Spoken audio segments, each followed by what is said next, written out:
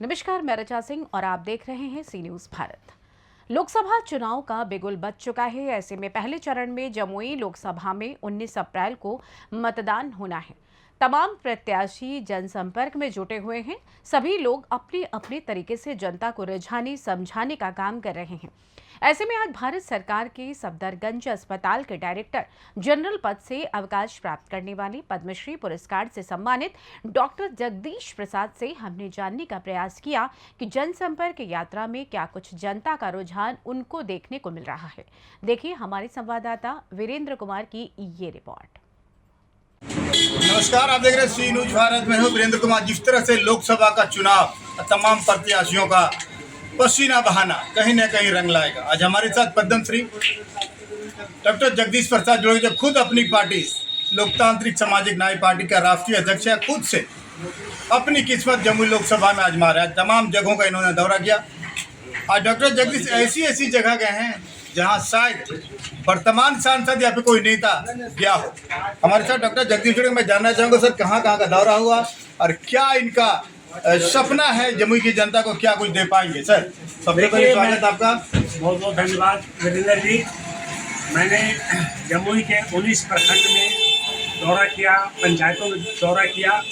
अब ये हमारा दूसरा दौरा है जो चल रहा है और अब मैं अभी झाझा में हूँ और जम्मू से यहाँ से कर रहा हूँ दौरा। और अभी 15 दिन का टाइम है, शॉर्ट टाइम है। जितना लोगों से मिल सकूँ मिलने की कोशिश करूँगा। सर, जिस तरह आपने कई गांव गए, गांव में क्या कुछ देखने को मिला सर? क्या कभी कोई सांसद कोई विधायक गया होगा सर? क्या लगा आपको? मैंने तो जहाँ भी पूछा कि 10 साल में संसद आपके आए हैं, तो नहीं।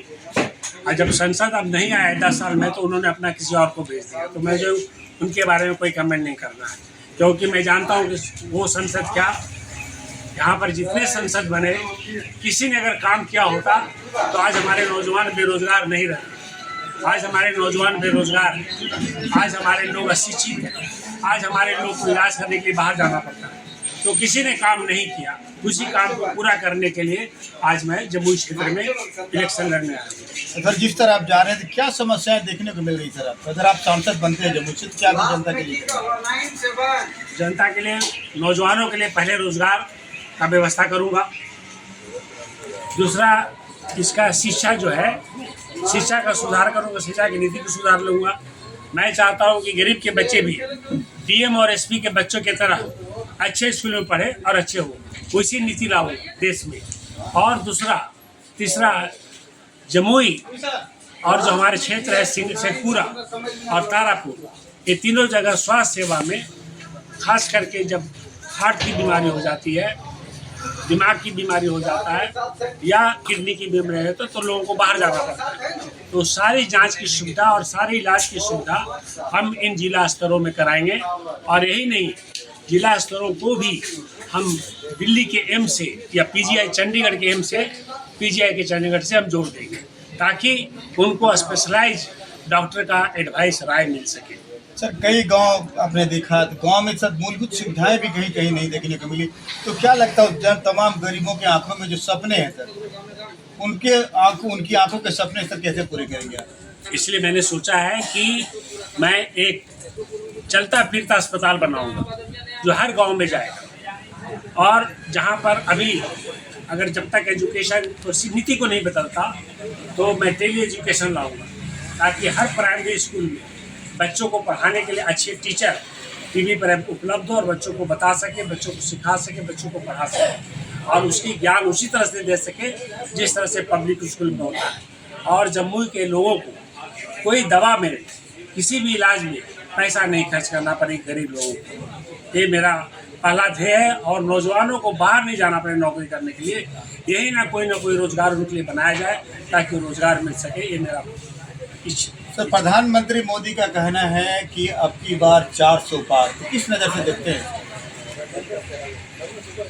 देखिए, इसके एक ही बात हो सकता है कि मोदी जी को आज देश में कोई नहीं चाहता, मोदी जी के गारंटी पर कोई विश्वास नहीं करता। और इसका कारण ये है कि मोदी जी जब 2014 में वोट मांगने आए थे, तो नौजवानों को कहा था 2 नौकरी देंगे हर साल। आज देश में सबसे ज़्यादा बेरोजगारी है, तो मोदी जी का पहला गारंटी फेल हो गया।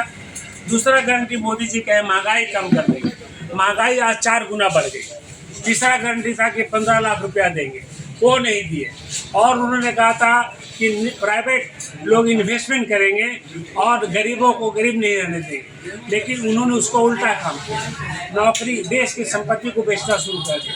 उन्होंने कहा था कि मैं मर जाऊंगा लेकिन रेलवे नहीं बेचूंगा, उन्होंने रेलवे बेचना शुरू कर दिया, प्लेटफॉर्म बेचना शुरू कर दिया, एयरपोर्ट बेच दिया, पोर्ट बेच दिया, इंडियन ONGC बेच दिया, NTPC का पार्क बेच दिया, सेल बेच दिया।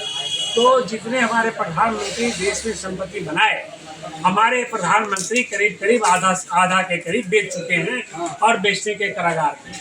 और ये बात करते हैं करप्शन का, तो करप्शन इतना स्कैम हुआ है कि अभी देश का जो सेंट्रल ऑडिट अकाउंट डिपार्टमेंट है वो 7 स्कैम निकाले, तो उस पर हमारे भारतीय जनता पार्टी की सरकार बिल्कुल चुप। और इनकी गारंटी क्या होगी, मैं पूछना चाहता हूँ। मोदी जी बोलते हैं कि मोदी की गारंटी, तो गारंटी बताइए भाई।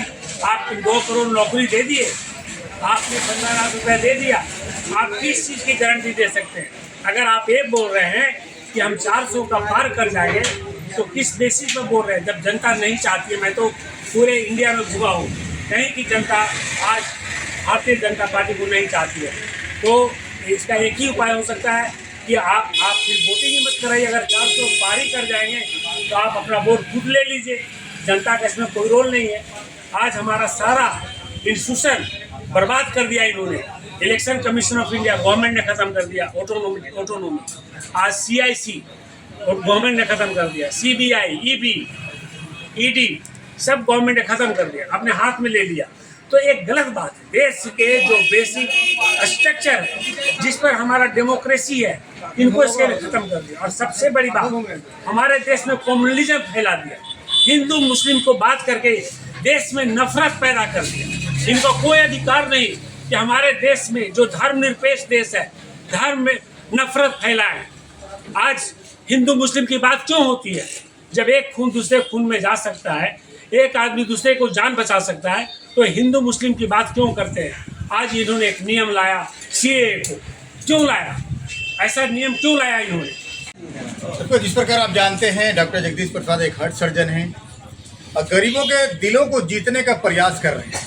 यूँ तो मैदान में बड़े बड़े दिग्गज हैं, लेकिन इनकी योग्यता के आगे मुझे नहीं लगता कि कोई भी टिकेगा। अब देखना दिलचस्प होगा, दिल के डॉक्टर को जनता अपने दिलों में कितनी जगह दे पाती है, ये तो वक्त बताएगा। फिलहाल इस खास रिपोर्ट में बस इतना ही। देश दुनिया की तमाम खबरों की जानकारी के लिए आप देखते रहें सी न्यूज़ भारत। हर खबर आपके साथ, आपके हाथ।